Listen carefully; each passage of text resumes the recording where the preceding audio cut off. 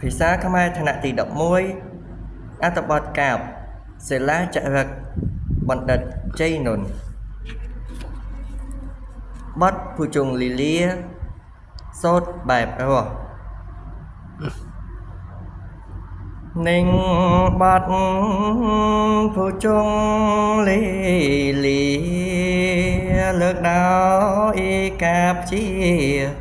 ជាលបាយទាំងឡាយលាអង្គភពទងសំ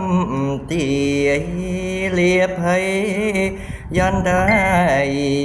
រត់ព្រាយប្រាំងគ្នាខ្ញុំក្រាបទូលព្រះពុទ្ធធាព្រះអើយខ្ញុំលាត្រង់ណាទុកសោកខ្ញុំលាត្រង់កំណើតថោកកាត់មកអង្គលោកសើចដៀលសន្តានខ្ញុំលាសັບជាតិពីស្ថានក្តីអាសោស្ថានកុំមានឡើយណាខ្ញុំលាតង់អិតប្រាជ្ញាលងងកំឡៅមហាខ្មាំងគេអៀនព្រានខ្ញុំលាតង់អិតរបៀនចូលជុំនំស្ងៀមពុំចាញ់ឆ្លើយថាខ្ញុំលាពេញជាធិញរគីប្រាំងបុតភរិយាស្លាប់បាំងចាំងប្រានខ្ញុំលាវិញបាំងបងរានជាទុកក្នុងប្រានសាច់ឃ្លាននោះផងខ្ញុំលាអង្គបាបពីហងចតុរាបាយផង4កុំទៅសោយខ្ញុំលាតង់គុំ